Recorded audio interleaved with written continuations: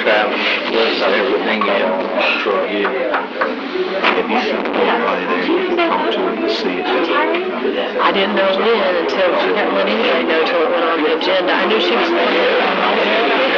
Karen, How much experience does he have? Is he a to take over. He's got a lot of She's in experience. I don't know how many years.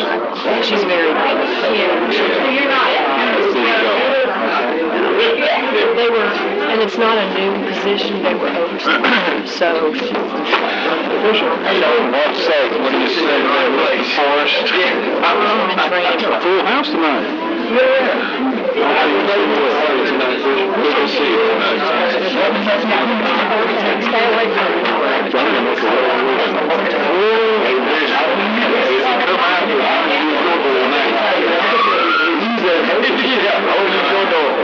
I like that though. You always have an entrance and an exit. Always talk in your campaign. Well, if you want to go down all the stairs, you can. Oh, is that one here?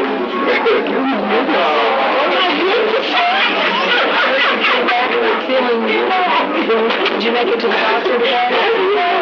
To what? The doctor today? Yes. Chinese. Oh, yeah, it wasn't easy. Okay. But oh my goodness, it was too cold. They all been anywhere where they don't meet the buses or the buses. I was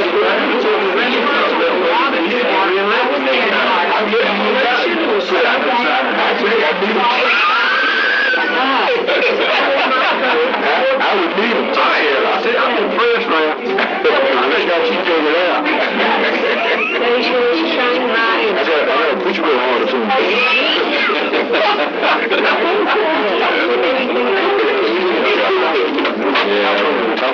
It was 54. Weird. Oh, I thought you meant like snowing.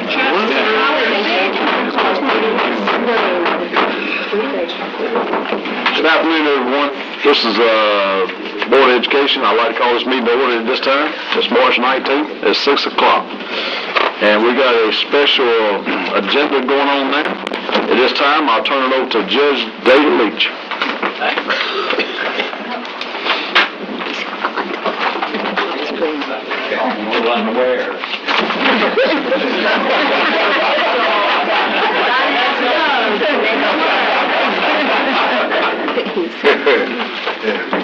Well, you know, normally the preachers are always late. But I know the Belleville preacher's on time today. I saw him a while ago. Normally, I got a deputy sheriff who's escorting me. This is a happy personal occasion for me. Among other things, it's one of the very few times that I get to do something official where somebody doesn't leave unhappy. But this is an occasion for the swearing in of a new board member, Mildred Atkinson Council. And if you're ready, I'd be happy to swear you in. And if you'll come forward, you have your Bible, and anybody you'd like to come with you to hold the Bible or be with you. I know your husband.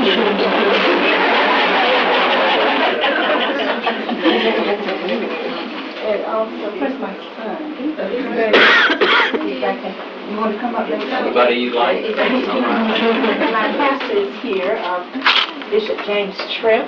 Would you like to come up with us? Or you just want to say?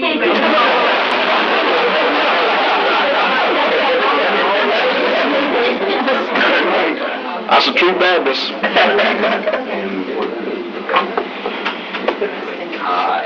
This is your occasion anywhere you'd like. Okay. That's a good move. And if you'll get where you can put your left hand on the Bible and raise your right and repeat after me. And state your name.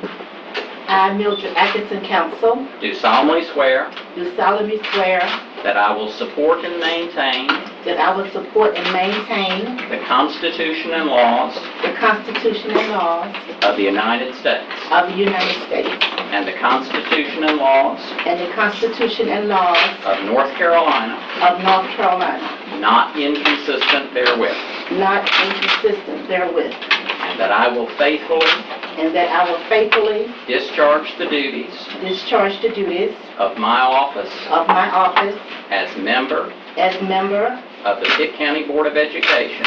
as the Pitt County Board of Education. So help me God. So help me God. Congratulations.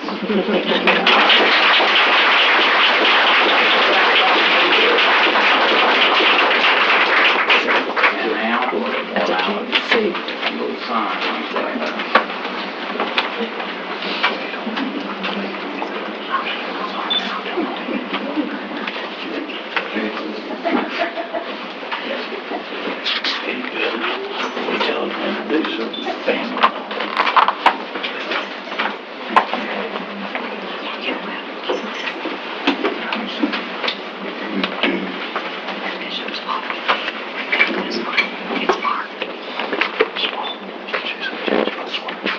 I'll try and make my signature legible. I sign so many things, and it's a terrible habit that I have of signing things quickly. I will tell one story. When my daughter was school age, she used to come home with bunches of papers for parents to sign as an elementary school child.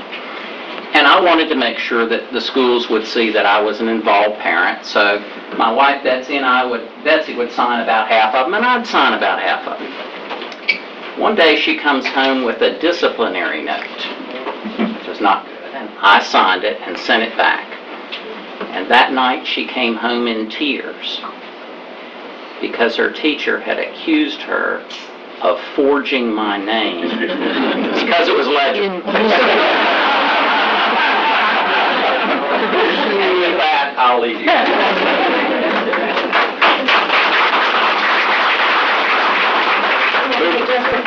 Mildred, would you introduce your folks and say a few words? Yes. Well, good afternoon, everyone. It is certainly an honor to become a member of the Pitt County Board of Education. And I'd just like to, first of all, thank the board for accepting me in this appointed position. Secondly, I'd like to thank my family, Walter Council, my husband, and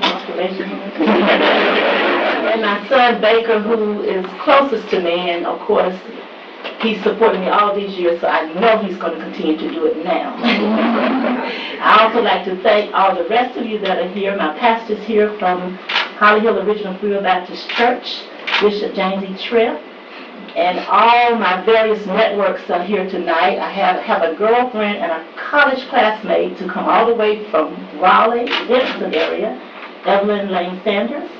And this was a surprise to me. And also many other networks here tonight, the members of the 4-H All-Stars, which is just one of my youth groups with all of them standing the leaders.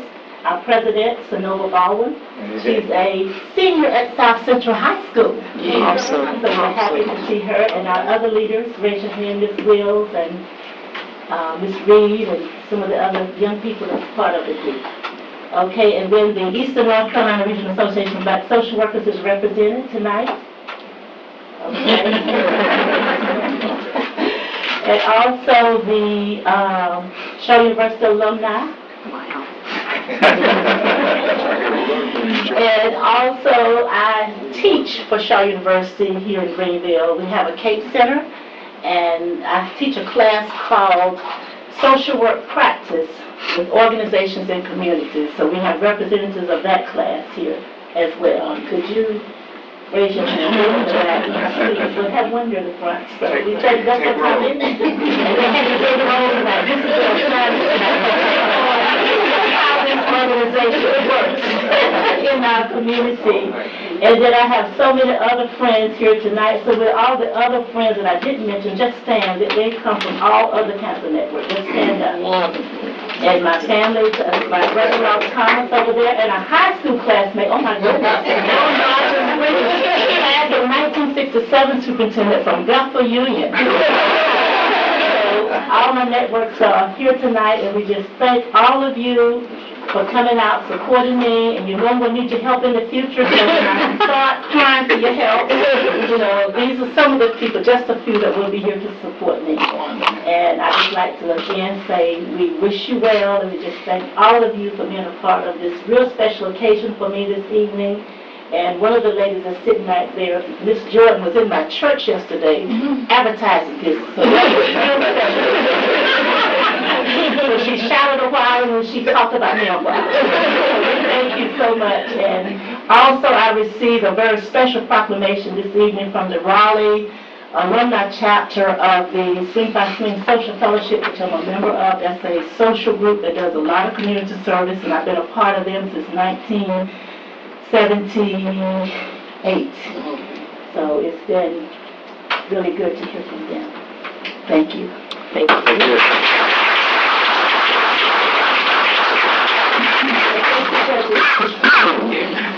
So we start working. At this time, I ask everybody to stand, please, for the Pledge of Allegiance. Major Forrest. Let us pledge allegiance. I pledge allegiance to the flag of the United States of America and to the republic for which it stands, one nation under God, indivisible, with liberty and justice for all. May we see. At this time, I call on Ralph Love. Let us clear.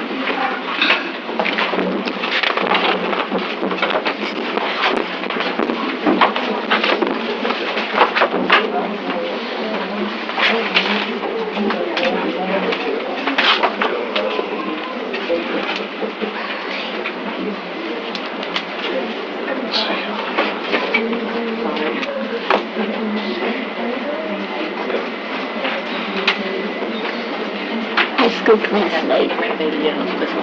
Okay, sure. Okay.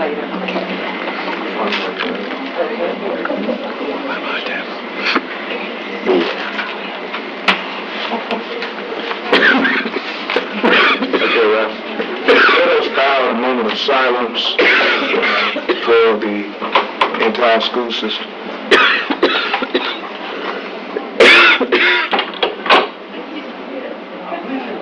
Thank you.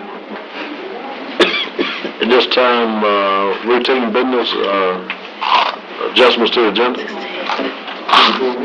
Second. All in favor, say aye. Aye. All opposed? Ayes have it. Public expression. Helen, the show here.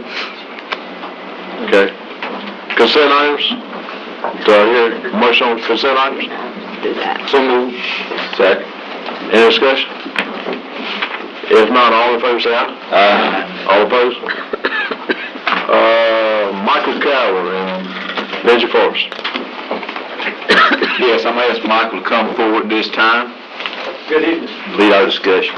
On page 22 of your board material is a resolution that we bring before the board tonight to accept and pass, where we ask our state legislators to remove the discretionary reduction. The resolution itself is called discretionary reversion. Discretionary reduction represents a direct reduction in allocations to school systems across the state for public education. For this past fiscal year, the overall statewide discretionary reduction was $428.9 million. At your seat, you have a handout that I placed there earlier. It's called statewide discretionary reduction. It's called discretionary because the burden of actually making the reductions by line item, which comes from the category, the burden is placed on that of the school system. Again, for this fiscal year, the overall statewide discretionary reduction was $428.9 million. That is actually scheduled to go up by another $74 million this next fiscal year, including the second year of the continuation budget. Next fiscal year, the discretionary reduction will be $503 million. And again, that represents a direct cut to education in the state of North Carolina. Pitt County Schools' discretionary reduction this year was $6.8 million. We sent back $6.8 million of state allotments to the state to cover the discretionary reduction. That is scheduled to increase by another $1,178,000 next fiscal year, to up over $8 million. So before we move forward with any other local reductions, increase in benefit rates, we already know we've got to cover a $1,178,000 increase in the statewide discretionary reduction. So I thought about how to best put this in perspective for the Board of Education, and I included at the bottom of the spreadsheet, it's on this film here, how the state school systems actually sent the dollars back to cover discretionary reduction for this current fiscal year. Overall, school systems across the state sent back $235.1 million to fund classroom teachers. That represents a reduction of over 4,200 teaching positions statewide. Or another way of putting it, that's 4,200 less teachers that we have in our classrooms across the state. I'm not going to go through all of these, I'm just going to highlight the major ones. Teacher assistants. Collectively, school systems across the state sent back over $99 million that covered teacher assistant allocations. That represents a reduction of over 3,145 teacher assistant positions. 3,145 less teacher assistant positions we have in our schools across the state. Collectively, that's over 7,345 instructional positions, less instructional resources within our school classrooms across the state. Well, how does that impact Pitt County schools? We sent back approximately 69 teaching positions to cover discretionary reduction. That's 69 less teaching positions we have within our classrooms here in Pitt County. Sent back $2.9 million for teacher assistants. That's over 92 less teacher assistant positions we have within our classrooms. Collectively, Pitt County Schools has less than over 161 less instructional positions within our classrooms due to the discretionary reduction. And that's before considering an increase for next year of $1,178,000. We politely ask in this resolution that our state legislators remove that discretionary reduction next year because it does represent a direct hit to our classrooms in a time of increased accountability. Any questions? Mr. Chairman. Mark? I'd like to make a motion that we approve this resolution. Second. I got a motion on the floor, second. Is there any further discussion? If not, all in favor say aye. Aye. All opposed? Ayes have it. Thank you, Michael. At this time, I call on Mark Richard.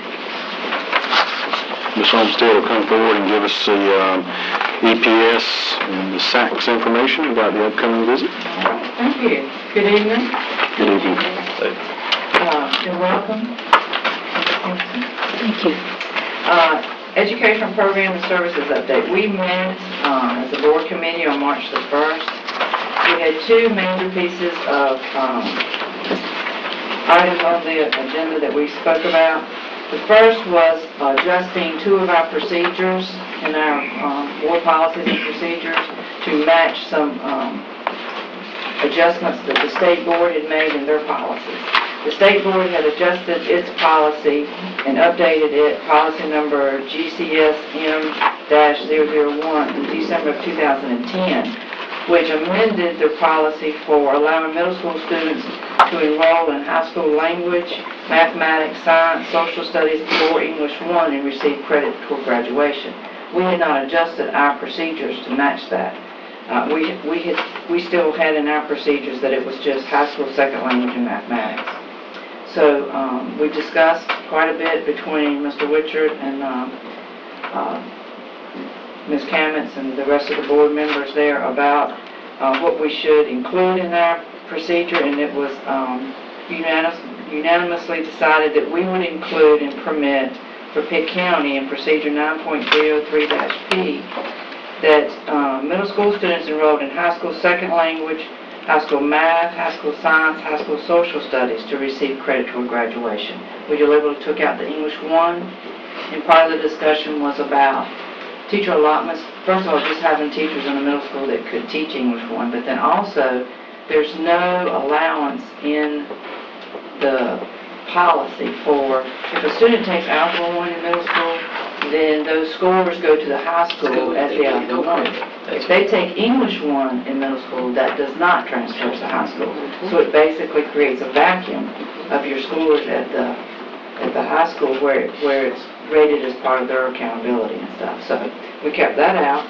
The second procedure that we adjusted was, we had already made the decision in another procedure policy to not count and require the AP exam to get the weighted AP courses, the weighted credit for the course.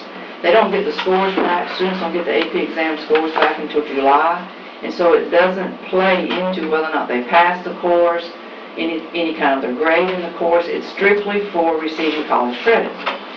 So we put it in our procedure that if they pass the AP course at the end of the year and pass the exam that the teacher gives them, then they get credit for taking the AP course and passing it. The AP test that's given out from the college board is to receive college credit, and then the colleges individually decide what kind of credit they're going to get and what kind of score they have to have. So we took that out of our procedures where we required them to take that if they were an AP student. So that was adjusted.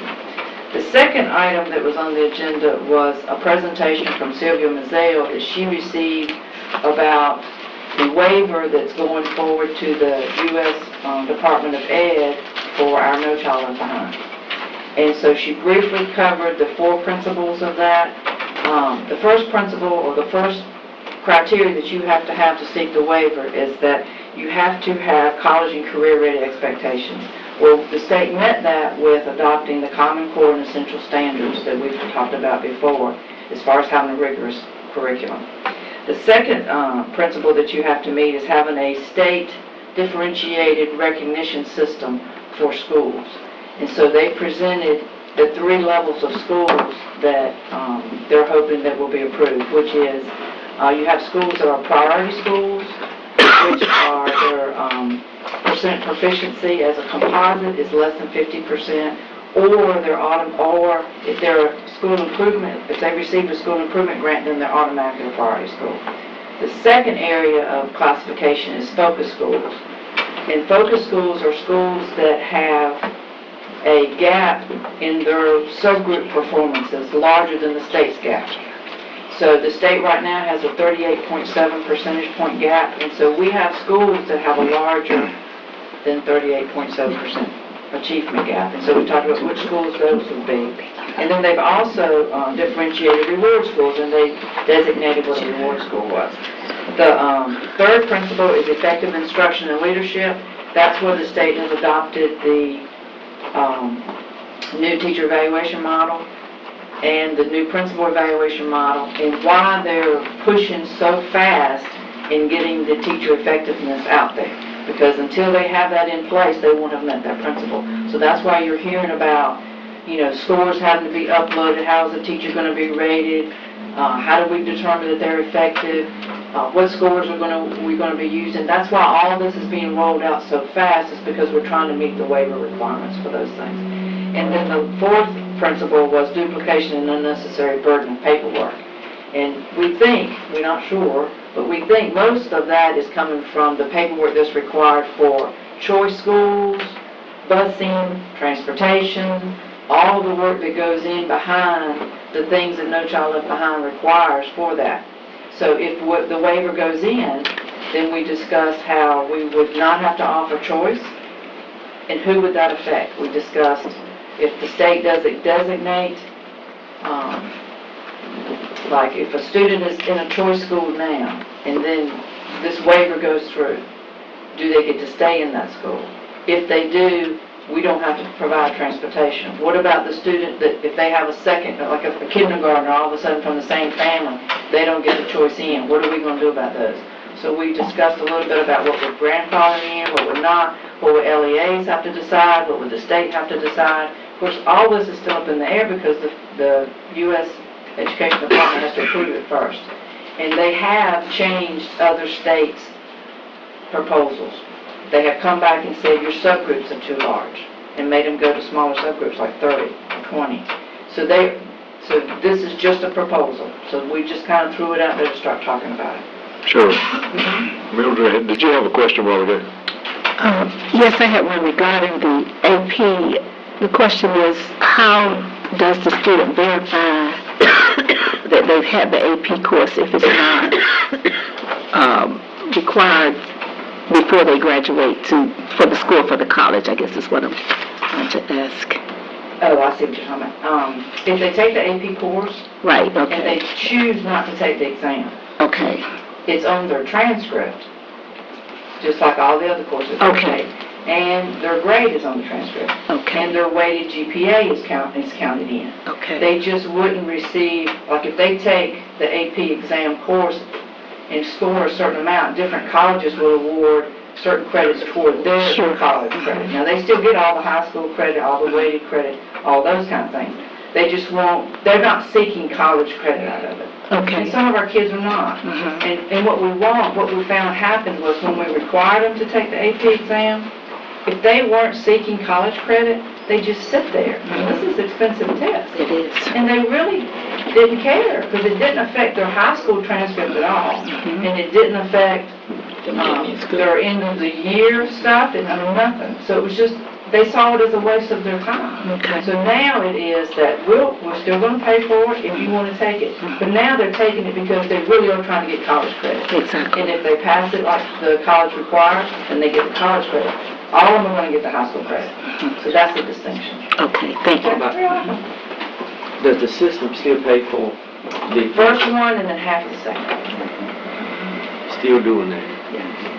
And it definitely pays off, because my sons took it and they got a lot of credits toward their college. It really helped. That was some years ago though, so hopefully it's still helping many students. Does anybody else got any questions? I would just like to say, I think Cheryl hit the nail on the head when she said that the state is rushing through considerable amounts of what they're implementing with Common Core and Race to the Top. It would be much more preferable in every educational circle I've been in if the state would take their time and roll this out with much more thought than what they're seemingly putting this in.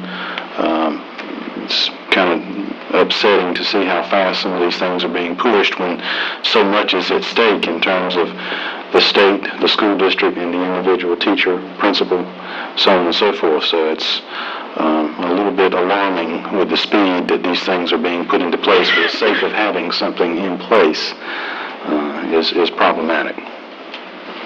Well, without the thoughtfulness that, Well, DPI is not on the same page. The individuals up there, from what I've been reading and gathering, they're not even on the same page. Well, just this past week, I attended a meeting that the state superintendent had called as a informational session for principals and staff members, and what was most glaring was the state superintendent was asked questions from members of the public, state principals and teachers, and so on and so forth, and I dare say there was a single question that she could answer out of that entire session, and I think that's most glaring, most glaring. Thank you. Anybody else? If not, thank you, Cheryl. At this time, I call on Dr. Reap on the open enrollment, or Dr. Emory, excuse me. we amended this into your agenda. You have two sheets that were put into your agenda prior to its delivery last Thursday. Because we have a new member, our policy says by April 1st of each year we will approve open enrollment schools so that we can start that process. And this evening we are recommending to you the standard schools that have been our recommendation for open enrollment, the three smaller high schools, and then Aden Middle School and Bethel K-8, because they have capacity to accept additional students based on open enrollment. Cheryl? I move we approve this list, Mr. Chair. Second. We got a motion on the floor and a second. Discussion. I just have a question for clarification, because I can feel the questions coming. As far as those who opted for open enrollment this year from a school that they were assigned to, do they have to come back before transfer or board approval for if they wanted to move to one of these schools, or can they stay where they are? Are you talking about grandfathering with Yes. reassignment? Right. Grandfathering is not a part of the transfer or open enrollment process. So the answer is, if that's the status on which they stay where they are, they would have to request open enrollment or a formal transfer. But if they wanted to stay where they are now, Are they assigned there? it's or an do they open stay? enrollment. Okay, so they are assigned to school X. They came to the board and went to open enrollment and are going to school Z. They are in school Z and they're happy, but their district is Open enrollment is an annual thing. That's all I application. know. Okay, thank you. That's different from a transfer. It is approved as an exit grade. Okay. Unless it's approved to the exit. Open enrollment is to the exit grade, is that what you said? Okay, And some transfers are approved to the exit grade. gotcha. Jim? The 3 high schools that are on the list, the 3 smaller high schools, at one time, the only people that could transfer into the smaller high schools were people in the 3 bigger high schools. Now, is it truly open enrollment so that if you go to Aiden-Grifton, you can transfer to Farmville Central? Is that spelled out in our, Yes. because it's not clear from the document that's in the agenda. But it is clear in our procedure. And why is that the case? You can't, if you are an open enrollment, the way we protect ourselves with that, and I'm going to ask Kay to make sure I'm explaining this correctly, but if you're an open enrollment school, designated as an open enrollment school, you can't transfer from one open enrollment school to another open enrollment school. So by these 3 being approved and on this list, it would be prohibitive to use open enrollment. Now, we do have the curriculum options for students that the board has approved, meaning if I'm trying to take a course that's not offered at my school, that's a completely different view than just open enrollment. What is the rationale, though, for that rule? I mean, How long has it been in place? My understanding of the rationale originally, and I wasn't here when we did that, goes back to the high school plan, and my understanding of that was that the original intent in allowing students to move from the larger high schools to the smaller high schools was just to help us with the capacity issues. And so instead of going in the reverse, that we don't want to lose the numbers at Aiden-Grifton High School, we want to build the numbers there. Whereas in the 3 larger high schools where we had capacity issues, now that's my understanding, somebody else can correct me if... And the same thing, because Bethel and Aiden are under-enrolled, we don't want to create a situation where we can... Absolutely. It doesn't seem as if- Enrollment at Bethel has, at one time we were looking at whether we could keep the doors open on that school. Yeah, it's and made a huge difference. Being at 335 with 50, 60 kids open enrollment, I think has really helped. Thank you. But the capacity at some of the smaller high schools is almost up to 100% capacity, so how can you make a rationale? How can that be a rationale? None of these 3 high schools right now are... I was thinking Farmville Central was like 893 and the capacity was whatever. I think by expanding the add-ons there and enlarging the cafeteria as we did, we... All right, I got you. Any more questions? If not, all in favor say aye. Aye. All opposed? Ayes have it. Delila Jackson. Calendar update. Good evening, Good evening. and congratulations, Ms. Council. Thank you. Back in front of you again to talk about the calendar. On February 20th, we presented a calendar to you that has the requirements for the 185 days that was presented to us as what we had to do to certify what the state had asked us to do. We, at a meeting in the last couple of weeks, the week of March 5th, the state superintendent announced in various ways at meetings and via email to the superintendent that she has now been given the authority to approve waivers.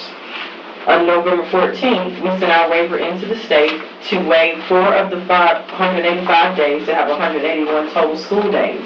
We had not heard anything December, January, February. So through these meetings that the state superintendent attended and the emails that the superintendent received, she indicated to the districts across North Carolina, if they had turned in a waiver, that she would be approving waivers and we should hear from them anytime. So at this point in time, we are working on calendar revision number 4, I do believe, to present to you once our waiver is approved by the State Board of Education. So we are in the works of going back to our original proposed calendar that we sent to the State Department on the 14th, and using that to tweak and obtain those 4 days back to be used for professional development. That is one of the requirements. There has to be established training for Common Core and Essential Standards. And at this point, we have indication that our waiver does include and meet the criteria. So hopefully we'll hear something any day, and we will forward additional information on to you as soon as we have it. If I could add, if we do not have an approved waiver by the first April board meeting, we are going to bring you a calendar, and we're going to ask you to approve it contingent upon a waiver, so that if we get a waiver, we can move to get the word out so parents can plan. We just don't want to keep waiting, and this has been, it's another situation where we've been waiting around on people who can't give us direction and guidance, and we don't believe we can continue to do that. So we are hearing that we're supposed to hear the first waivers by the end of this week. I've already emailed the state superintendent. She has ours. It's in the first batch to be reviewed, so we believe if she starts approving, we should hear before that first April meeting, but if not, we're going to ask you to approve a calendar so we don't have to wait on another board meeting to get that information out. Christine? We made some effort to put some classroom time in the calendar. If we go back to the original proposed calendar, will we lose those opportunities for the teachers? What we reviewed this morning, because we did have some discussion with our senior leadership, we did add some early release days back into the calendar to be able to use some of those for teacher class time. We just haven't worked out the logistics, because of course we have to have time for parent conference and other things as well. So we are working on that, and we'll look at that commitment as well. Okay, thank you. So we put in, right now we have a work day, in a full work day in the calendar, correct? Mm-hmm. Is that going to go away, and the time that will be the teachers, that will belong to the teachers will become early release days That's the and way late it's start days? But there will still be time that the teachers have that is not professional development? Yes, we are putting those in the calendar. Now, the only thing that we did not consider for the revision number 4 was the late start days. Based on the feedback that we had, of all the things that we presented on the last calendar on the 20th of February, the late start days did cause a lot of conversation and made it difficult in certain ways for people to meet criteria, our cafeterias and different things. So we did consider moving those out this in the next proposed calendar that we'll present to you. But we will be mindful of teachers. We are mindful of that, yes ma'am. I just want to add that I think that we will probably have some, it's all professional development, whether I'm working in my class on my own, or whether I'm working in a professional learning community, or whether I'm in training. It's all professional development, and we will probably call it professional development with some kind of code, like teacher to indicate they're on their own, PLC to indicate, because we want everybody to understand it's all professional development. Okay. So we meet the guidelines put out by the state. Thank you. Anybody else got any questions? So be on the lookout for another calendar. Thank you. Thank you, Donna. At this time, calling Dr. Henry, unitary status update. Thank you all. Just very briefly, on pages 27 and 28 of your agenda, we had announced some dates, and we had to push them back based on our meeting tonight, and then our educational session that we'll host next Monday night. But I just wanted to make you aware that we will begin this process with the public and the community next Monday night on March 26th at Pitt, at our community schools and rec situation. This will be an educational program next week where we talk about our history, why we're here, why we're doing this, and what we will do to work to achieve unitary status. And then on page 28, you'll see the 3 input sessions, and these will be opportunities for folks to come and tell us what they think, make suggestions, us to listen to our community. And we really will be encouraging people to check the website. We're going to attempt next week to get the educational session videotaped so that we can put it up as a podcast so people will have an opportunity to see it before they come to the feedback sessions. Heather and her support team have done a good job of inviting. We've invited all of the plaintiffs in the case. We've invited other key leaders in the community, as well as doing the advertisements, but we have sent specific invitations to folks who have been around this table and a part of this process ongoing. Thank you. At this time, I'm calling you for your comments. Oh, thank you. 3 quick comments. I do want to say that Michael mentioned earlier when we talked about the discretionary reductions, more than 160 positions that this district has less than we would have if we had not been giving money back to the state. And I just want to say that I think good management guidance from finance as well as human resources, very few individual people have lost their jobs. We have lost positions, but not necessarily people, and I think that's been good management. And it's also been because we have low wealth dollars, and we continue to be reminded by Michael and others that that $6 million in low wealth is very important to this district. We're able to put positions back above that state formula because we have that money. I also want to say congratulations. Mr. DeCreasy is hiding over there. But we want to say congratulations to all of the gifted awards that happened. It's pretty stellar for the State Gifted Teacher of the Year to be married to the State Gifted Administrator of the Year. We won't ask too many questions, Tim. And for them to lead the State Parent Gifted Association of the Year. It was really more than a trifecta at the state conference last week. So congratulations, Tim and Terry, the students, the parents who have really rallied around this program.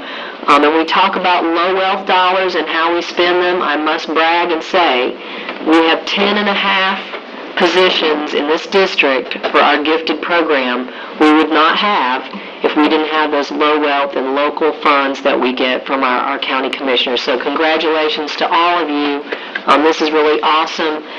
When we talk about academic rigor and the things we're doing to challenge kids, this is a recognition that these teachers and staff deserve very much. And then finally, in today's paper as well, North Carolina is being recognized as one of the states around the country that is leading the graduation emphasis on graduating more students. And while we have a ways to go in Pitt County, we have increased our graduation rate by 12 points in 2.5 years, and the board this year ratcheted up that goal from a 70% graduation rate to an 80% graduation rate in 3 years, and we intend to meet that. So just want to say thank you to all those across the district who have taken this seriously. It doesn't just happen at high school. It takes the K-12 effort to make sure we have kids ready to graduate on time. So we thank all those who are working hard to help us with that. Thank you. I've in the last few weeks, I've had several folks come to me and ask me about changing the time of our meetings to 6 o'clock. If y'all want to change it, I'd like to hear it entertain a motion. If not, we'll do a study on it or whatever the pleasure of the board is. It would definitely help the staff out, you know, they get off at 5, we could save some time, but it's up to the whole entire board. I'll make a motion that we start at 6 o'clock. Second.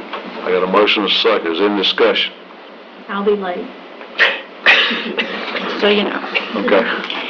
Is there any more discussion? Will this affect those times we set up for trainings for the board? Is my only comment on that. We can start at 5 for that if you want to. Anyone have an issue starting at 5 for I those will not be trainings? here. 5's gonna push me sometimes. We just, if we have a training, then we can do it at 6. Oh, yeah, that's right. I think it needs to be I don't need discussed. that one.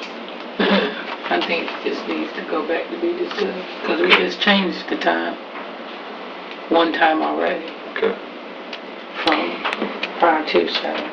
we're also happy as a staff to look at how we could organize, we have had times in our history where the second meeting was preserved for board training, and sometimes we need action, and we could do that briefly in part of a consent agenda, but we could also look at making that second meeting starting at 6 be dedicated to either your professional development or reports that help you stay attuned to the district and what's going on, and not so much action in those meetings, if you would like to look at that too. Jill? I'd be supportive of that. When would this be effective, the new time? Next meeting. That's bad for me because I have a commitment up to 6:45 through May. Sometimes that would be late. Can we compromise and say 6:30? 6:30? I mean, that would be better for me. I'm just one, so. You mean 6:30? 6:30 would work better for me too. That's fine. Let's try the 6:30, and then maybe we can look at our schedules again. If we can get it down any earlier. 6:30. If you can't do 6 o'clock now, you're not gonna be able to do 6 later, because I mean, there's several people that, so I revise. Revise my second. 6:30. 6:30. But you got that revised? Okay. So I guess we would have to vote on keeping in live spirit, I guess we would have to vote on the original original motion. Amendments first. Amendment would be first. Accept the amendment. I can. With unanimous consent, we could accept a further amendment to go ahead and change it to 6:30. That's with unanimous consent. We got 9 consents. I've seconded. Okay. All right, let's vote on the last motion, which will be the first one to vote on, the amendment. Right. Any more discussion about that at 6:30? Would you repeat the motion? The motion is that we would change our, board meetings from 7 to 6:30, Effective. effective the next board meeting. A second. Okay. We got a motion on the floor and a second. All those in favor say aye. Aye. All opposed? Ayes have it. Okay, at this time I'll call on Joe. I have nothing. Barbara. Mary. I'd like to thank my fellow board members for the calls and cards that were sent during the death of my family. So thank you guys, appreciate it. Thank you. Jim. At this time, Mildred, have you got any comments? I know I caught you off guard. You did. But anyway, let's see. I mentioned that when I talked about the thing. I mentioned I had gotten a resolution. No, that's good. Nothing tonight, just looking forward to working with everybody. Ralph, thank you. I'd like to welcome Ms. Council to the board, and I'm very happy to have her. And I'd like to welcome her now to the Human Resource Committee to go to work. We work very hard.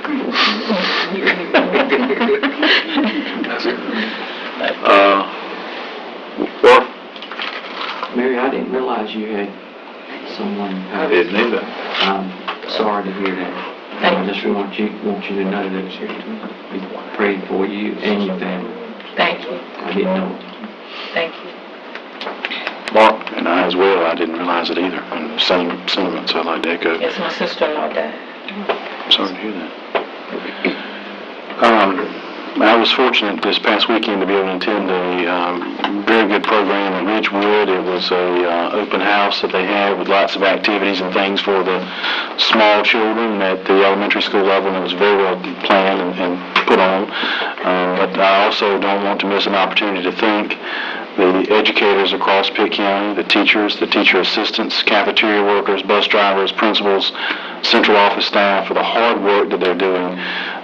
Increasingly, and I know I sound like a broken record at every board meeting when I say this, but it is becoming increasingly difficult with the rollout of Common Core and many of the new programs that the state is rolling out at breakneck speed with very little information coming forth in terms of guidance and how to implement or any other type of system But the hard work and the long hours that are being put in, teachers rewriting pacing guides and curriculum with Common Core, it's basically reestablishing the curriculum K-12 in public education, which is something that's never really been done in such a large scale in such a short period of time. And keep in mind, teachers work basically a contractual work schedule, many of which are putting in hours beyond the school day. And so I'm saying my hat is off to you for the hard work that you're doing, and I just hope that the state will reward those efforts in terms of any additional resources that they can give to schools that are already struggling. Christy? I'm glad to be back. I hope I'll be rolling full speed soon. And I'd like to welcome Mrs. Council to the board, and I look forward to working with you. Thank you. Joe? I'd like to welcome Ms. Council to the board. Welcome to our family. It's good to have you here, and I'd like to welcome your husband as well. You cannot do this job without a support of your home. I'd like to thank Mary Williams, my friend, who took time to spend a good bit of time with me that I will very much cherish as one of my fondest memories on this board, although she was having a personal time in her life. We got together and I learned a whole lot that night. I appreciate that. And then lastly, I do want to re-emphasize the awards we just got from the state on behalf of Paige and our academically gifted to not only receive an award, but to sweep. That is how we do it here in Pitt County, folks. That is what people across the state are talking about right now. And Tim DeCreasy, I will hold you up here tonight. I have seen your work. I've seen it late at night. I've seen it early in the morning. I've seen it through lunch. One of my saddest days on this board, I think it was about last August, I read a resignation letter with your signature on it. And then one of my fondest days on this board around September, I read a rescinding letter of that resignation with your signature on it. And here you are, Administrator of the Year. Imagine how foolish we would have been to let you go, so thank you, Dr. Emery. Congratulations to both you and your wife. What a compliment to you as a couple, as professionals, and to your household, that both of you are held up amongst all and recognized for your hard work. Thank you for everything. Last but not least. Thank you, Mr. Chairman. I too, want to echo my condolences, Mary, because I just didn't know anything about it, and I'm very, very sorry. And continue to keep your family, and I will keep your family in my prayers. I want to congratulate Mildred again. It was quite an honor, Mildred, to read your resume, and two or three things caught my attention. Of course, being in agricultural education, when I saw that you worked with 4-H, that was really interesting. And then working with the EIFEL program at North Carolina A&T State University as well, makes me understand and know that you have an affinity for career technical education and all the benefits that offers. So I'm looking forward to working with you on those kinds of things. Also, I'd like to congratulate the DECA students, the Marketing Education, Distributed Education Clubs of America, for winning state competitions. They will have the opportunity to move on at D.H. Conley and Rose High School and Aiden-Grifton High School to national competition. And Dr. Emery, I hope that we can be able to figure out a way as a staff to help support that in some capacity to honor the results of the accomplishments of those young people on a national scale and a national level. Brings recognition back to Pitt County schools. So having said that, Mr. Chairman, that's all. Mr. Chairman, members of the board, I move that we go into closed session to prevent the disclosure of privilege of information under FERPA 20 U.S.C. 1232G of the regulations or laws of the United States, North Carolina General Statute 143-318.11, parenthesis A, parenthesis 1, and to consider and give instructions concerning a judicial action titled Rhonda Everett versus juvenile female the Pitt County Board of Education, FL North Carolina General Statute 143, 318, 2011, parentheses A, parentheses 3. Second. Got a motion?